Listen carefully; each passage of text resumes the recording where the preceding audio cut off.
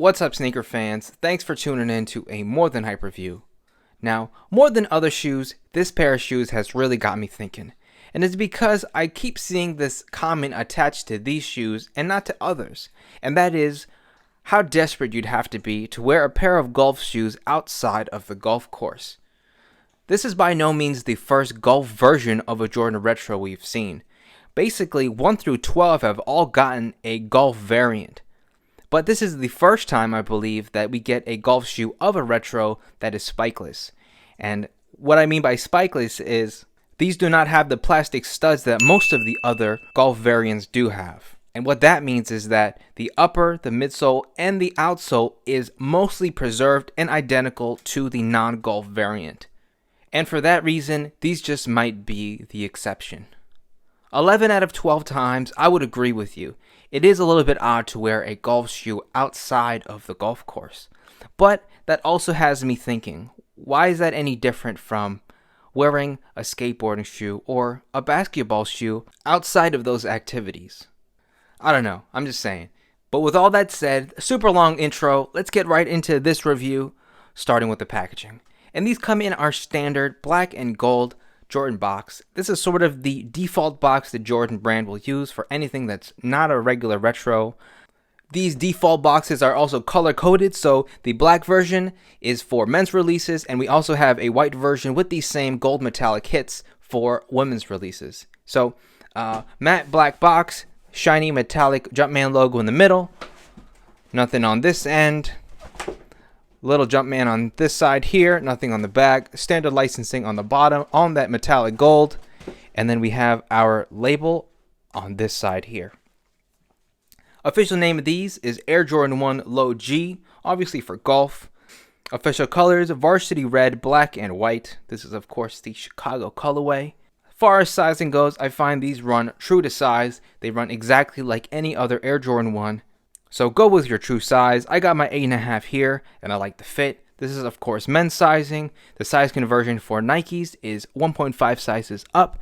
So this 8.5 in men's would be a size 10 in women's. Style code DD9315600. If you're wondering why I mentioned that, it's just an easier way to find these if it turns out that you want to buy them. Alright, so that's enough for the label. Now let's take a look at the shoes. Now, one thing about Nike Golf is that they do offer a footwear warranty or a waterproof warranty. Basically, if your shoes get ruined because of water, there is some warranty attached to that for Nike Golf shoes. And they might also be a little bit more waterproof than regular Air Jordan 1 lows. Definitely a plus. 23 on the paper. But then here are the shoes. And as you can see, it's barely noticeable that these are any different from the regular basketball variant. From the side here, it very much looks like a regular Jordan 1 low. Very cool in that Chicago colorway. But let's get both pairs out and take a closer look.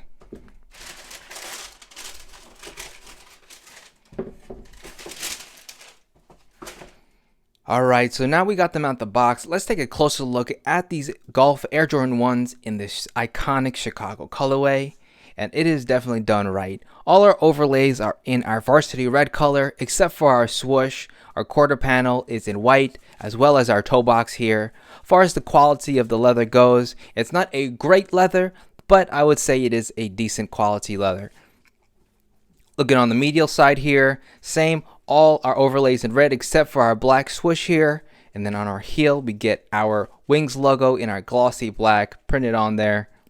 I really like how these look, and honestly, from the top down and even from the side, you can barely tell that this is a golf shoe. So if you're someone that's thinking about wearing these off of the golf course, then I don't blame you. Especially considering the fact we haven't seen a faithful release of these in a long time. So let me just show you guys one thing. 2016, we saw the release of a bunch of Air Jordan 1 lows, the Shadow colorway, as well as the Chicago, and this is what it looked like. For some reason, around this time, Nike was doing this oversized swoosh thing. They also did it on Dunks in that time frame, like a couple years before or after that. Nobody wanted these. 2016, these were going on clearance. Retail price for these was $130, but I was seeing them for $50, $60. Now in 2022, people are bidding, let's see, my God, thousands of dollars for these. So, hype is one hell of a drug. I very much prefer the swoosh on these. Just the regular swoosh, not that oversized bulbous one. So, as far as the upper goes, I actually prefer this one over the actual Chicago low release that we got.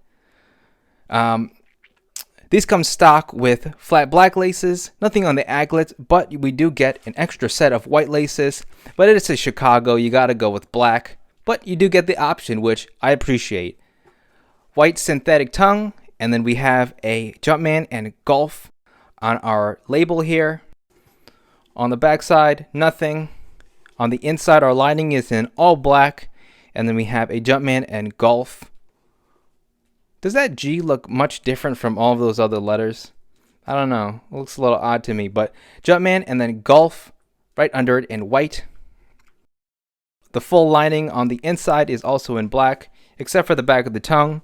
And if we take a look at the insole here, we can get a better look at it. It actually is sort of a molded ortholite insole. So it is just ortholite, which I'm not a big fan of.